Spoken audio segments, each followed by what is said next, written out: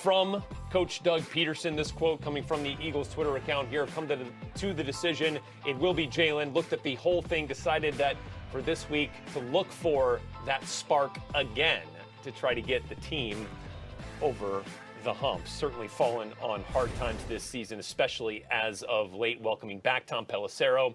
Mark Ross, of course, knows the Eagles in that NFC East division very well. And Steve Weich back here with us. We talked about this on the Aftermath yesterday, Steve Weich. So now let's get right to it. Tom, what can you tell us about the decision to turn to Jalen Hurts here with 4 games to go? This was really the expected decision, Rhett, once Jalen Hurts took over for Carson Wentz late in that loss to the Packers this past weekend. Now we know that Hurts will get his first NFL start on Sunday against the Saints. Carson Wentz goes to the bench. Now, Doug Peterson gave an exclusive interview to the Eagles website in which he really made clear this was a decision about the now. They are looking for a spark. They do not feel like as an offense they are where they want to be. In other words, this wasn't about the future. This wasn't about what is the plan at the quarterback position in 2021, 2022, and beyond. They have a financial commitment, if not a competitive commitment, to Carson Wentz for at least 2021. There's all kinds of salary cap ramifications if they were to move on from Carson Wentz, either in a trade or by releasing him. But right now, they're going to give Hurts the opportunity. Peterson told PhiladelphiaEagles.com he wants to see development, and they will see whether or not doing some things differently, coming up with a game plan that's tailored to Hurts' skill set, might be able to unlock something that they simply have not unlocked as an offense this season with Wentz. Yeah, Tom, you talked about coming up with a game plan that goes to Hurts' skill set. He gets to start against one of the best defenses in the NFL and the New Orleans Saints. So, the Saints are going to take that as a slight, but this is one way when you've got a mobile quarterback like Hurts, something we used to say about Carson Wentz, this is how you can offset a very bad offensive line. We know that offensive line for the Eagles has been ransacked with injuries, so maybe this is a way to get a mobile player in here who's going to be eager, who's got confidence right now because of the opportunity to offset what's been going on with this offense. And when you're playing the Saints, you're going to have to score points. So there's going to be some pressure on Jalen Hurts to deliver. As far as the long term with Carson Wentz, like you said, Tom, if they cut him or trade him, he's going to hit them on the cap for more than $50 million. So he's going to be on this roster next year. They've got to find out if he is willing to compete in an offseason all-out battle, because the presence of Hurts clearly has not forced him to step up, even in these adverse circumstances. So he's got some work to do, and Hurts has an opportunity. So it's going to be interesting that his debut, again, comes against one of the best defenses in the NFL. I think that quote from Doug Peterson was interesting. He mentioned the word spark, right? We saw it in the game against the Packers. He ended up leading them, I think, on the second possession there in the fourth quarter. First career touchdown pass, 4th and 18 to Greg Ward. Then they come out, they make a stop on defense. Special teams turns it around, returns the punt for a touchdown. You're starting to feel it a little bit, right? It starts to become palpable. Then things kind of fizzle. Aaron Jones runs the 77-yard score, and it was over. But there was a little bit of that spark there. So, Mark Ross, how do you take a spark and turn it into sustained success? Well, that spark has to be if Jalen Hurts is that guy. Is he the one they invested the second-round pick in? And that's with every quarterback. You talk about spark. With Carson Wentz, they thought they would get a spark from Carson Wentz. But each week you saw Carson Wentz lose more and more of his spark, where it came to the point where he just had absolutely no spark at all. He had no confidence, and he was basically unplayable because he had no confidence. Now you put Jalen Hurts in there. You're hoping he provides it. If he is that person they thought was worthy of that second-round pick. And you have to ask yourself, when they took Jalen Hurts in the second round, did the Eagles front office, did the Eagles brass have concerns about Carson Wentz? There was a lot of controversy when they took Jalen Hurts. Did they know something at that time when they took Jalen Hurts? Moving forward next year, if Carson Wentz is that guy, if he can regain that confidence, will the benching, will the offseason, will that bring him back next year to say, you know what, I can reclaim my starting spot?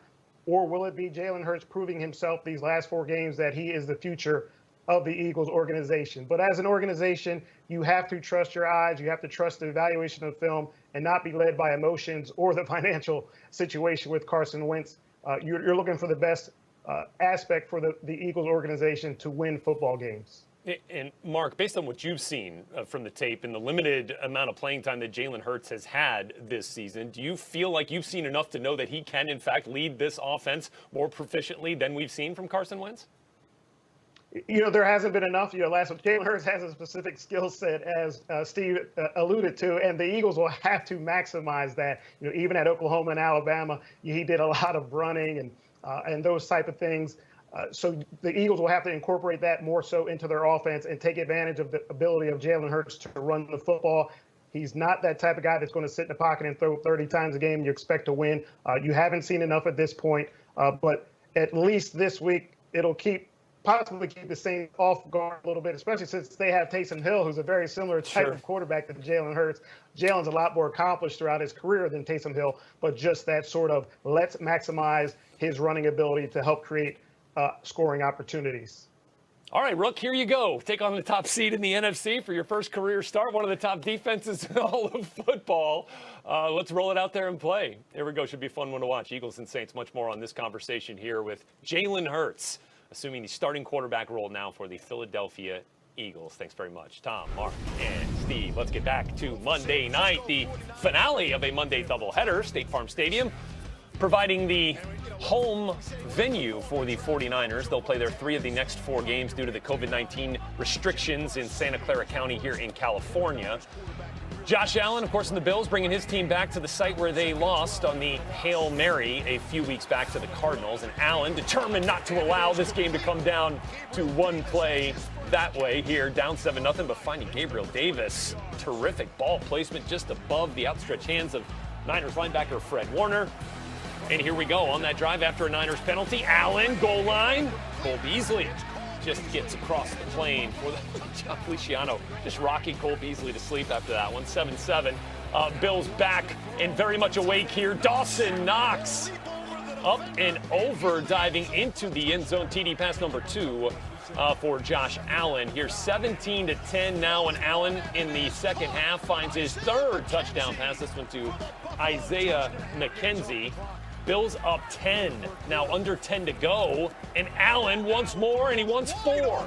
There it is, TD pass number 4, Gabriel Davis, the rookie, into the end zone, and the Bills on to win it 34-24. Our Omar Ruiz catching up with one of the touchdown connections on the day, Josh Allen and Cole Beasley. All right, thank you very much. Joining us now, quarterback Josh Allen, Cole Beasley. What a connection they had tonight. Josh, I'll start with you. 32 of 40, 375 yards, 4 touchdowns to 4 different receivers. Was this your best game as a pro? I think it was up there. Our guys did a good job of getting open. Our 5 guys up front did a good job of protecting. When you got guys like this standing next to me who know the game, that is a true professional, gets open and does his job, that's the results you're going to typically get. I know you guys downplayed it during the week, but returning here to get a victory after your only loss in your last 6 games, how important was that tonight? We were just glad it went our way this time. Other than that, just glad to get a win. Cole, you had a career-high 130 yards tonight. Josh kind of highlighted what you were doing, what was working so well with you. It didn't seem to matter who was covering you. I was able to find some spots in some zones, and then he did a good job of extending a play on another long one. And I always tell him if I ever get a few long ones, then we'll go for 100 because I got a lot of short ones. But when you got a guy back there that can sling it, you just don't want to let him down. So I just do my part to try to get open to make it easier for him. Here in December, one huge game after the other. How does this one set the stage for the rest of December for you guys? Well, it's win number 9. We understand what we got to do. Win number 10 is now on our mind, and it's an 11-1 Pittsburgh Steelers team coming to our place, and we got to be ready for anything that they bring. And they're going to be coming off, fresh off a loss. They're going to be, chomping at the bit to get back out there. So we understand that. We got to have a good week of practice and put together a good game plan and go execute.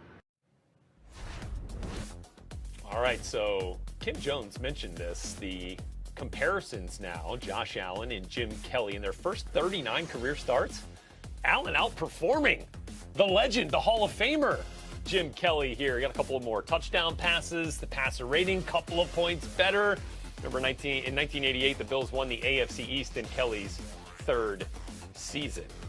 And so let's say hello now to Kim Jones. And Kim, let's talk more about Josh Allen. What really stood out about his performance in particular last night? A couple of things, Rhett. I thought that the offensive line played well in front of him, and Sean McDermott after the game was happy with both of his lines up front against the 49ers. Beasley, of course, in that first half, 113 yards in the first half, and I hope you noticed the toe touchies. I'm doing a toe touch against my tile, a toe touch on the sidelines. We saw one from Diggs, of course, as well. Stephon Diggs going over 1,000 yards again, and combined, Beasley and Diggs in this game, 19 catches on 22 targets for 222 yards. I don't know where a quarterback loses when that happens. I mean, those are remarkable numbers when you talk about your best 2 targets. I want to talk quickly about one thing, though. The Buffalo Bills did a great job that we're going to see other teams do, and we have seen other teams do, and that is build around their quarterback. In the spring of 2019, I asked General Manager Brandon Beane, how much of what you're doing is to build around Josh Allen? He said everything. They went through the 2019 season. They lost in that playoff game to the Texans. Brandon Beane went back to the Vikings because he had gone to them at the trade deadline in 2019. They said no to trading Diggs then. After the playoff game, he knew his quarterback needed an elite playmaker. That is Stephon Diggs. He went back to the Vikings. They made the trade. You are seeing an organization in total embrace its quarterback and build around him. And that's why the Bills are such a good team right now. Kim Jones, nimble in mind and in foot, clearly. So speaking of footwork, how about the celebration after the touchdown catch from Gabriel Davis in the end zone? He was getting after it there, and the heads-up play he made right before the half just as impressive. My favorite play of the game, and I admit I'm a football nerd. I wear that proudly. This was my favorite play of the game. We're going to see it here. It is him taking on a crosser, him taking it, turning upfield, but getting out of bounds with 4 seconds left. The Bills then kicked a field goal that made it a 2-score game. That is a rookie and fourth round draft pick out of UCF. I asked Sean McDermott about that play after the game. He was beaming as I asked the question. Sean was in a really good mood after the win, as you can expect. But what Sean McDermott said to me was, great job by a rookie knowing where the clock was and knowing where the clock in that stadium was so he could leave time. An underrated play, but a great play by a 4th-round draft pick who on this Bills team, listen, he could get overshadowed, but he doesn't, because he's pretty good. He's really pretty good, Rhett. No question. Big matchup looming here, as Josh Allen alluded to earlier this week for the Bills, trying to maintain this momentum they've generated here, taking on the Steelers.